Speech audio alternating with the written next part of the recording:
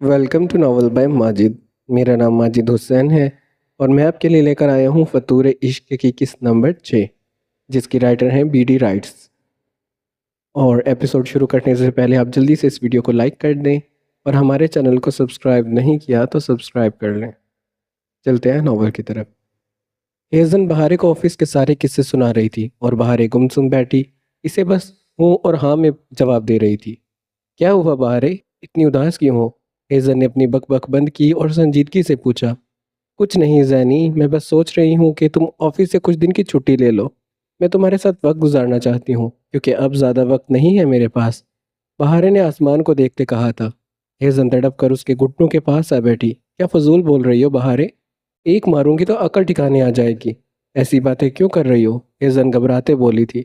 इसलिए बोल रही हूँ क्योंकि मुझे नहीं पता मेरे जाने के बाद हम फिर मिलेंगे और कब मिलेंगे। बहारे ने बगैर किसी तासुर के उसको देखा तो हेज़न रोने वाली हो गई।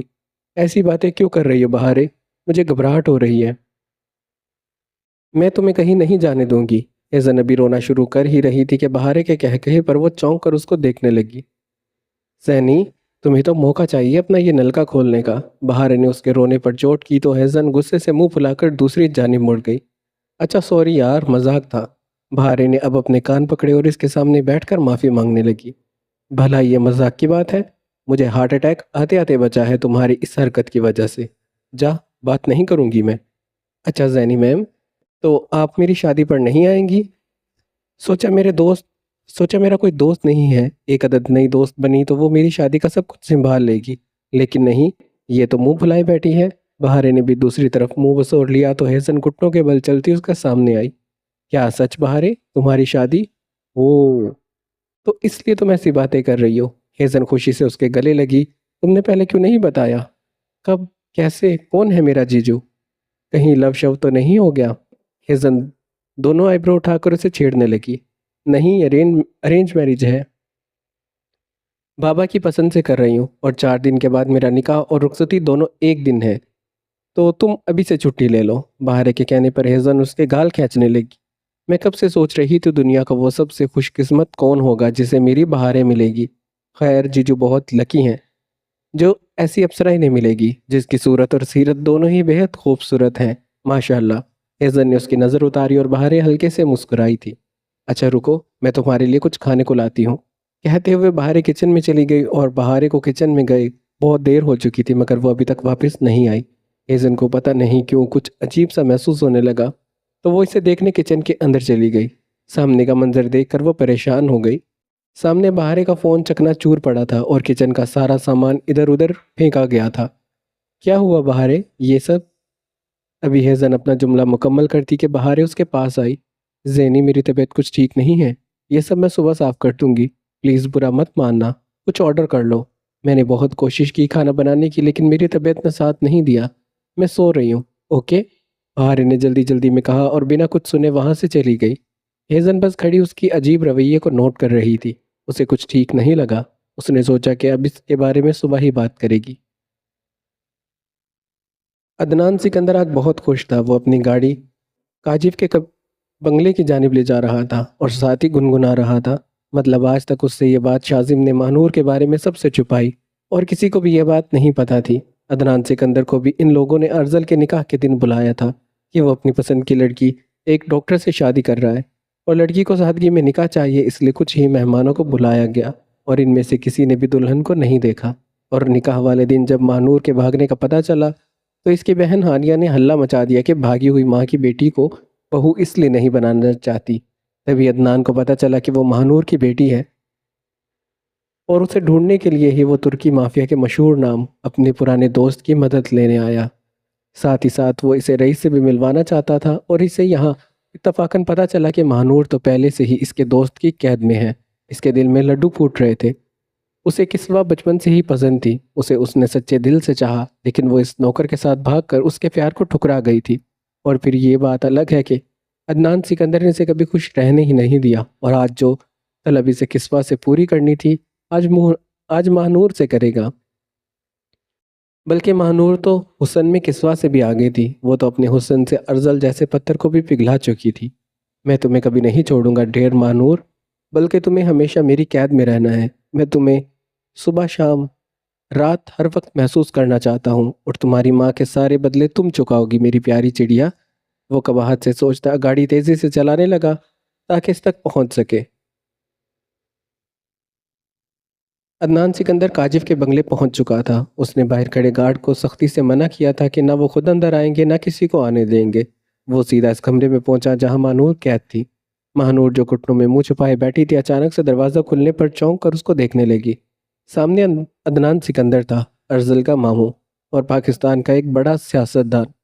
ارذل نے ایک دن بتایا تھا کہ مشہور سیاستدان عدنان سکندر اس کے ماموں ہیں۔ کیا وہ مجھے بچانے آئے ہیں؟ ماہنور نے سوچا اور اپنے آنسو صاف کرتی اٹھ کر کھڑی ہو گئی، لیکن جیسے ہی اس نے عدنان کو دروازہ بند کرتے دیکھا وہ ٹھٹک گئی۔ انکل، انکل آپ ارذل کے ماموں ہیں نا؟ آپ مجھے بچانے آئے ہیں؟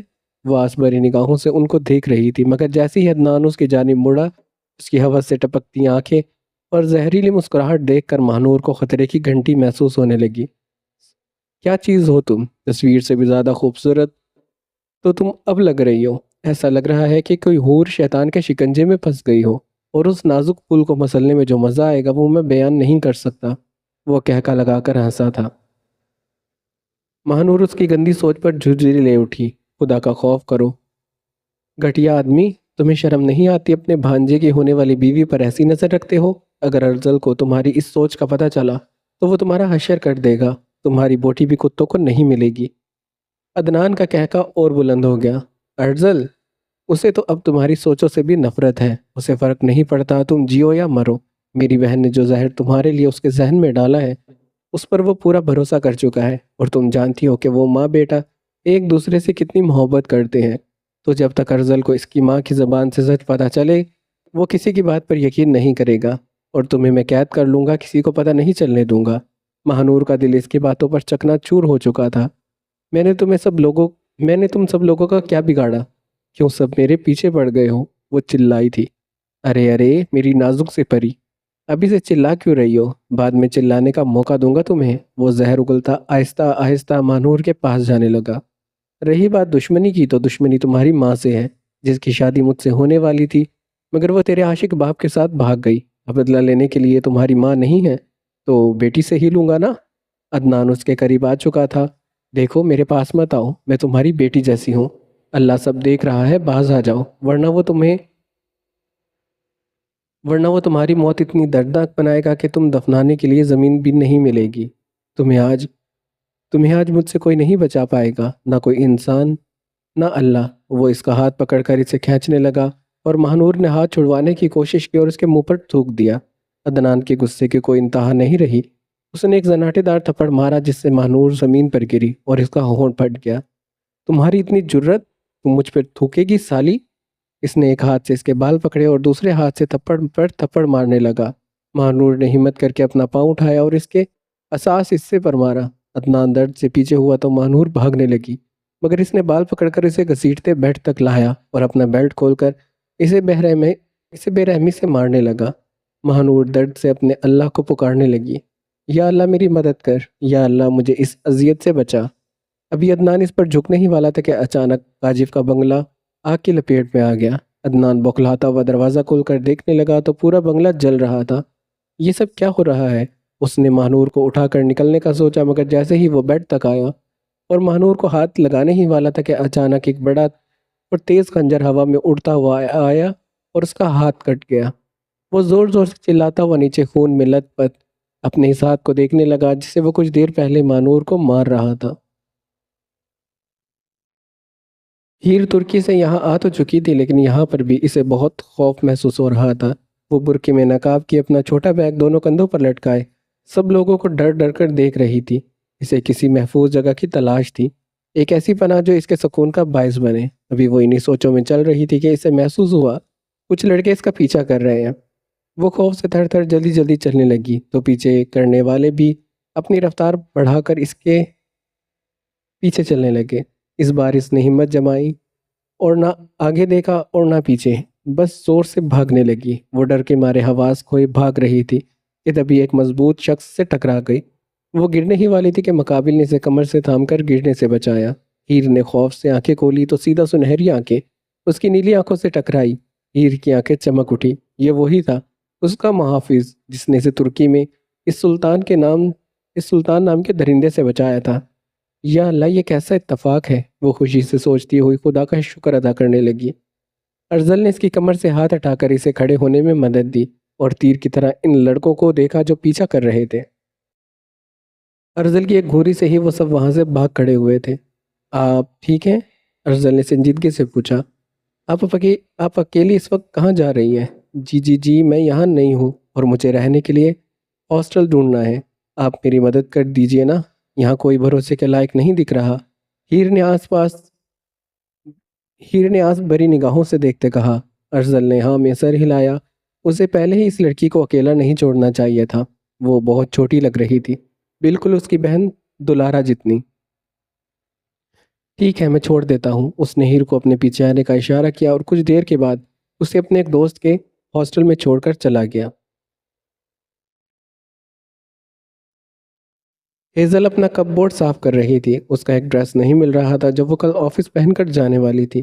اس نے سوچا شاید بہارے کے کپ بورڈ میں ہو، تو وہ وہاں دیکھنے لگی۔ اچانک اسے ایک ایسی چیز ملی جسے دیکھ کر وہ ٹھٹک گئی۔ وہ کچھ دیر اس کو دیکھتی رہی، پھر واپس رکھ کر کپ بورڈ کو بند کر دیا۔ تبھی بہارے واش روم سے آئی اور اس کو دیکھ کر مسکرائی۔ دونوں سونے کے لیے لیٹ گئی تھی اور کچھ دیر کے بعد ہیزل نیند کی آغوش میں جانے ہی والی تھی کہ اسے ہچکیوں اور رونے کی آواز آئی۔ وہ جھٹ سے اٹھی اور بغل میں دیکھا تو بہارے کا وجود بری طرح سے لرزا رہا تھا۔ بہارے میری جان، ہیزل نے جلدی سے لائٹ آن کی اور اس کے پاس پہنچی۔ بہارے کا پورا چہرہ آنسوؤں میں بھیگا تھا اور ناک رونے کی وجہ سے سرخ ہو چکی تھی۔ ہیزل نے اسے اپنے سینے سے لگایا۔ بہارے میری جانا، کیا ہوا؟ کیوں اتنا رو رہی ہو؟ بتاؤ اپنی ہیزل کو۔ وہ اسے نرم کرنے کے لیے کوشش کرنے لگی۔ درد ہو رہا ہے زینی، بہت تکلیف ہو رہی ہے، یہاں درد ہو رہا ہے۔ وہ پھوٹ پھوٹ کر روتی ہیزل کا ہاتھ اپنے دل پر رکھ کر بولی۔ اسے کہہ دو زینی، مجھے تکلیف دینا بند کر دے، مجھے اس اذیت سے نکال دو زینی۔ وہ ہیزل کے سینے سے لگی ایسی باتیں کر رہی تھی جسے پوری طرح سے ٹوٹ چکی ہو۔ بہارے تم یہیں بیٹھو، میں پانی لاتی ہوں، اس کے بعد تم سب کچھ مجھے بتانا، ٹھیک ہے؟ ہیزل نے پانی پلایا اور پھر بہارے سے سب کچھ بتاتی چلی گئی۔ سنتے سنتے ہیزل کا دل پھٹتا جا رہا تھا۔ وہ بہارے کو چپ کروانے لگی مگر اندر ہی اندر کچھ بڑا سوچ چکی تھی۔ اللہ جی، اگر میرا یہ فیصلہ غلط ہے تو مجھے معاف کر دیجئے، لیکن یہ سب میں بہارے کی خوشی کے لیے کرنے پر مجبور ہوں۔ پلیز آپ میرا ساتھ دیجئے۔ وہ من ہی من میں سوچتی ہوئی ایک ٹھوس قدم اٹھانے کی تیاری کر چکی تھی۔ یہاں پر یہ ایپیسوڈ ختم ہوتی ہے۔ اگر آپ کو ایپیسوڈ اچھی لگی تو ویڈیو کو لائک ضرور کرنا۔ ہمارے چینل پر نئے ہیں تو چینل کو ضرور سبسکرائب کرنا اور کامنٹ باکس میں بتانا کہ آپ کو ناول کیسا لگ رہا ہے۔ ملتے ہیں نیکسٹ ایپیسوڈ میں، اپنا بہت سارا خیال رکھنا۔ اللہ حافظ۔